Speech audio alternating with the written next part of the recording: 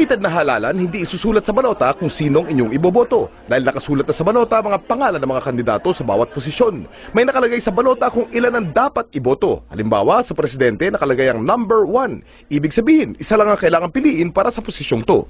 Sa bawat kandidatong mapipili, markahan ang loob ng katabing bilog dito. Ganito ang tamang pagkulay sa bilog. Sa katabi ng napiling kandidato, markahan ang loob ng bilog. Tandaan, ang loob ng bilog lang ang mamarkahan. Huwag madiin ang pagkulay. Habang pinipila pa natin ang balota, importante mag-ingat tayo ng husto dahil mga permanent marking pens ang bibigay sa atin ng COMELEC at hindi pwedeng mabura.